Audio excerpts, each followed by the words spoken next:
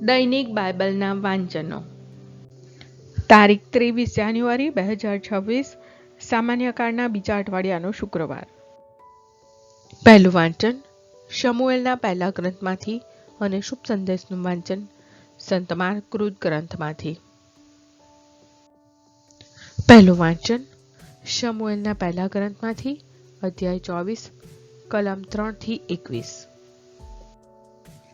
આથી આખા ઇઝરાયલમાંથી ચૂંટી કાઢેલા 3000 માણસો લઈને તે દાવીદ અને તેના માણસોની શોધમાં જંગલી બકરાના ખડકોની પૂર્વમાં ગયો. રસ્તાની ધારે કેટલાક ઘેટાના વાડા હતા અને તેની પાસે એક ગુફા હતી. ત્યાં શાઉલ હાજતે ગયો. એ જ ગુફાની ઠેઠ અંદરના ભાગમાં દાવીદ અને તેના માણસો સંતાયેલા હતા.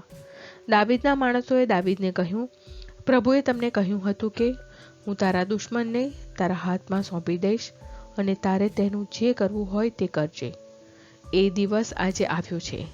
દાવીદે ઊભા થઈને ખબર ન પડે એ રીતે શાઉલના જબ્બાની ચાળ કાપી લીધી, પણ પછી ચાળ કાપવા માટે તેનું અંતર તેને ડંખવા લાગ્યું અને તેણે પોતાના માણસોને કહ્યું, પ્રભુ મને મારા માલિકની સામે હાથ ઉગામતો બચાવે, કારણ એ પ્રભુએ અભિષેક કરેલા રાજા છે.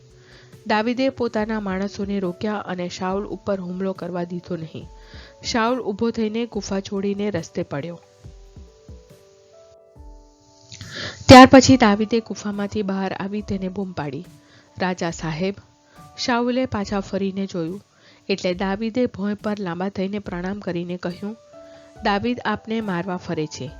એવું કહેનાર લોકોનું તમે શું કરવા સાંભળો છો? આજે આપ નજરો નજર જુઓ છો કે પ્રભુએ આપને ગુફામાં મારા હાથમાં સોંપી દીધા હતા. કેટલાકે મને આપને મારી નાખવાનું કહ્યું પણ ખરું, પણ મેં આપને જવા દીધા અને કહ્યું, હું મારા માલિક સામે હાથ નહીં ઉગામું, કારણ એ પ્રભુએ અભિષેક કરેલા રાજા છે. જુઓ બાપજી, આ આપના જબ્બાની ચાળ મારા હાથમાં રહી.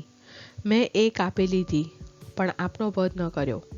આથી આપની ખાતરી થશે કે મારા મનમાં આપની સામે બળવો કરવાનો કે આપને ઈજા પહોંચાડવાનો ખ્યાલ જ નથી.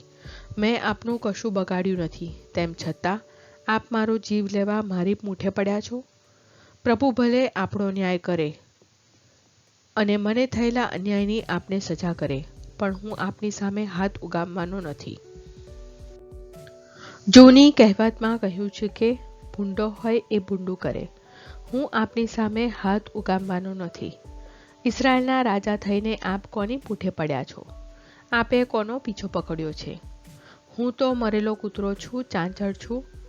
પ્રભુ આપણો ન્યાય કરો અને કોનો દોષ છે તેનો નિર્ણય કરો.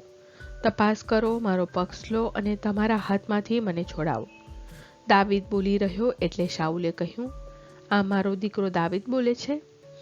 એમ બોલીને તે મોટેથી રડવા લાગ્યો. પછી તેણે દાવીદને કહ્યું, ન્યાય તારે પક્ષે છે, મારે પક્ષે નથી. તે મારું કેટલું બધું ભલું કર્યું છે, જ્યારે મેં તારું કેટલું બધું બુરું કર્યું છે. આજે તે મારા પ્રત્યેની તારી ભલમનસાઈ બતાવી આપી છે. પ્રભુએ મને તારા હાથમાં સોંપી દીધો, પણ તે મારો જાન લીધો નહીં. હાથમાં આવેલા દુશ્મનને માણસ કદી જવા દે ખરો? તે આજે મારું જે ભલું કર્યું છે એનો પ્રભુ તને બદલો આપો. હવે મારી ખાતરી થઈ છે કે તું જરૂર રાજા થવાનો છે અને ઇઝરાયલનું રાજ્ય તારા હાથમાં કાયમ રહેવાનું છે.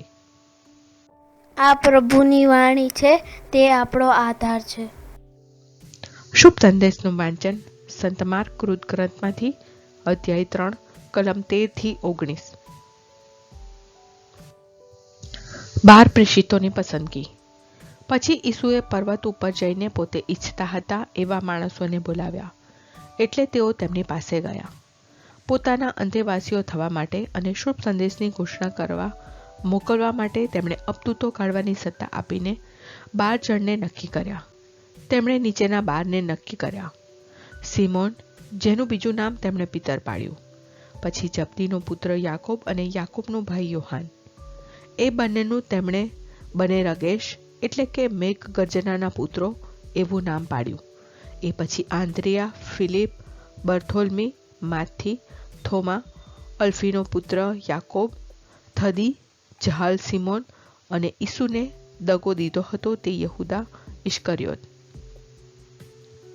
આ પ્રભુની વાણી છે, તે આપણો આધાર છે. પ્રાર્થના. ઓ મારા પ્રભુ ઈસુ, હું મારા પાપો માટે પસ્તાવો કરું છું. મારા પાપો માફ કરો. મારા હૃદયમાં આવો. હું તમને મારા પ્રભુ અને તારણહાર બનાવીશ. આમેન. પ્રભુ તમને સુખી રાખો અને તમારી સંભાળ રાખો. પ્રભુની તમારા ઉપર કૃપા દ્રષ્ટિ અને મહેરબાની હો. પ્રભુની તમારા ઉપર પ્રસન્નતા હો અને તે તમને શાંતિ બક્ષો.